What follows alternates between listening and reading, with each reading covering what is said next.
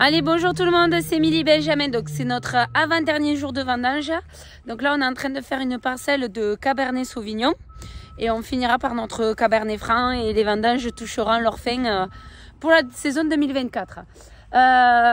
Donc le Cabernet Sauvignon, c'est un cépage rouge qui va être vinifié pour faire du rouge, parce qu'effectivement il y a certains cépages comme le Grenache ou le Cinsault qui sont des cépages rouges mais qui peuvent faire du rosé. Là pour le coup ça va faire du rouge. Alors c'est un cépage que normalement vous connaissez assez bien parce que c'est un cépage qu'on retrouve quand même sur pas mal de secteurs, essentiellement aussi dans le Bordelais. Et ensuite le Cabernet Franc, alors ça c'est plutôt un autre type de cépage. Alors ça peut autant faire du rouge que du rosé pour le coup. Et ça on le vendangera la semaine prochaine. Donc là il y a la machine à vendanger qui est au fond avec Benjamin et on a une toute nouvelle machine à vendanger full option que je vais vous présenter aujourd'hui même. Voici la nouvelle machine à vendanger full option spéciale à base de petits chiens, de poils et de croquettes. Allez la machine, allez. Il n'y a pas de secouage, c'est tout en douceur là. Bon, par contre, c'est un bien les gratouilles et les câlins. Donc, elle est en 4 roues motrices. Le problème, c'est qu'elle ne rend pas les raisins. Ça, c'est un peu la petite particularité. Voilà, machine à vendanger hyper compacte, mini même. Voilà, on n'a pas besoin de mettre de GNR, juste les croquettes pour que ça fonctionne. Un peu d'eau. Et puis, c'est bon. Et on revient, c'est quelque chose de sérieux. Donc, là, Benjamin, il est dans 9050. Et donc, là, je voulais vous montrer donc ce que ça va donner après le passage de Benjamin, parce que c'est vrai que j'oublie toujours de vous montrer ça.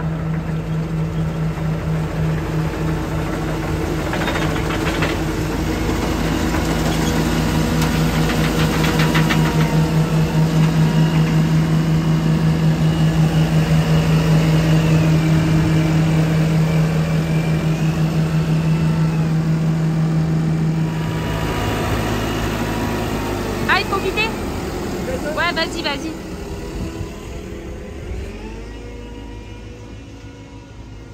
Donc voilà, après le passage de Benjamin, donc il reste plus rien. Les grains sont complètement tombés. Alors, vous voyez, tout a été ramassé. Alors à savoir que le Cabernet, il est ultra mûr. Donc voilà. Donc, hop là.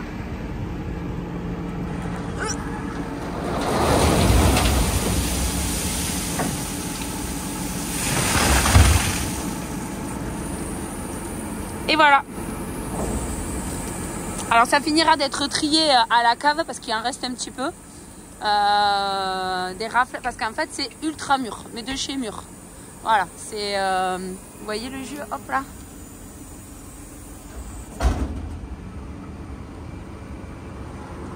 Me fait promener par Cédric.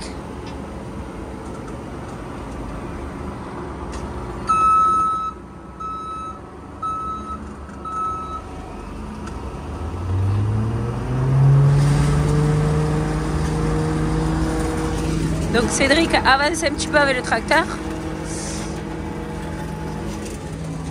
pour qu'on puisse faire la place à la machine à vendanger.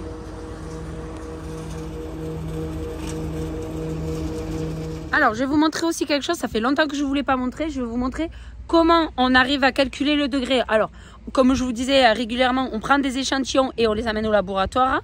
Et ensuite après il y a un petit outil qui s'appelle le réfractomètre, donc c'est ceci là en fait, qui nous permet de calculer le degré. Donc on va mettre sur la languette là le jus en fait, donc par exemple je vais vous le faire à l'exemple direct. On va prendre un grain de raisin, voilà, hop là, ah la caméra. Donc on prend un grain de raisin, je vais poser la caméra. Donc alors là j'ai mon petit appareil, le réfractomètre, ok, là c'est là où on va regarder. Là ici je mets le jus là dessus, donc je mets le jus, voilà. Alors là je vous fais l'exemple avec un seul raisin, mais même pour être plus précis, l'idéal c'est prendre plusieurs grains dans la parcelle et de le plonger dans le jus. Et ensuite après on regarde à la lunette comme ça, voilà, super position. Et donc je vais vous montrer à quel degré on est. Donc c'est là que toute la technique est compliquée, c'est de cadrer la caméra avec le réfractomètre. Voilà, on y est. Là, vous voyez la séparation entre le trait bleu et le trait blanc. Il est à 15. Donc on est à 15 degrés. Voilà. Donc en fait on est très mûr. On est voilà, c'est à l'optimum de ce qu'on peut amener les cabernets à la maturité. Le seul problématique, c'est que comme ils sont très mûrs, ben en fait la machine à vendanger fait tomber des grappes devant la machine. Donc quand elle secoue en fait, ben en fait c'est tellement mûr que les grappes elles tombent avant que la machine passe. Donc ce n'est pas un défaut de la machine à vendanger, c'est juste qu'on est arrivé au maximum de la maturité.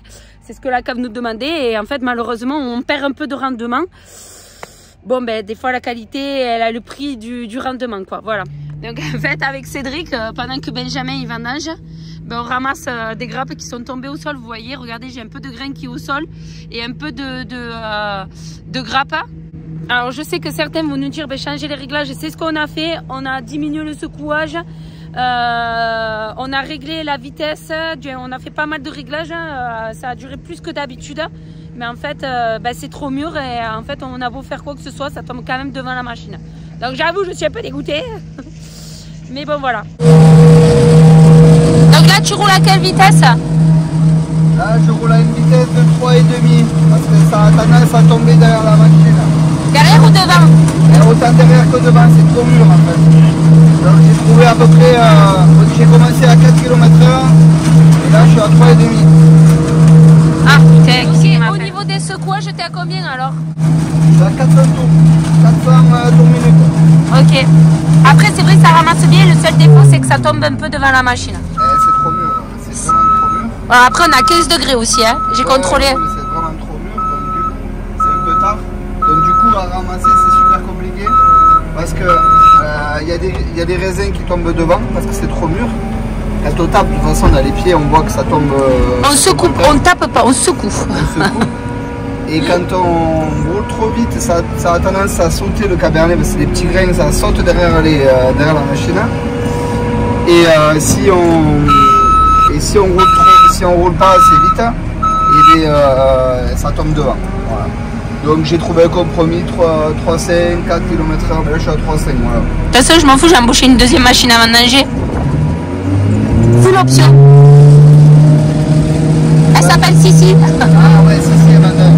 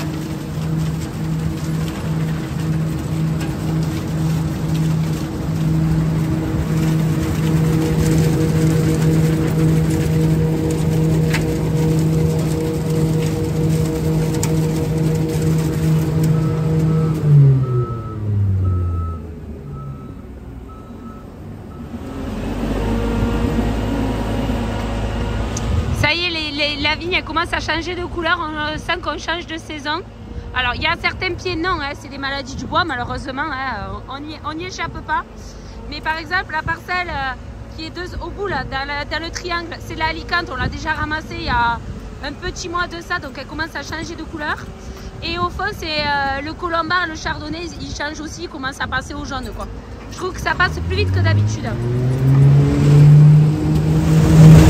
La machine à vendanger pour l'option, elle fait une pause avec Cédric et elle essaye de gratter un peu un morceau de chocolat ou de gâteau.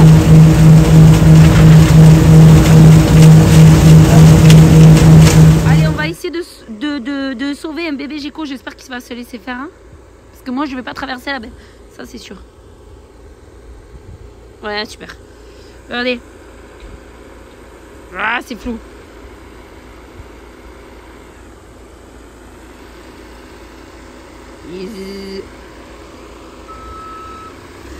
Bon, attendez. Hop là. Voilà l'animal. Allez, voilà. Allez, petit Géco. Hop là. On va te mettre à un endroit où tu ne te feras pas rouler dessus. Voilà. Voilà. Allez, voilà, toutes les bennes sont pleines. On a le top chrono pour aller vider à la cave de Cazoul. Donc là, ce coup-ci, on va aller vider à la cave de Cazoul. Voilà. Sinon, après, voilà, on est assez content. C'est un rendement moyen cette année. C'est pas la récolte du siècle, mais en tout cas, on s'en sort bien par rapport aux tendances qu'on a eues cette année quand même dans le secteur. Donc voilà, allez, plus que 4 hectares et les vendanges sont définitivement terminées. Allez, à bientôt, bye bye.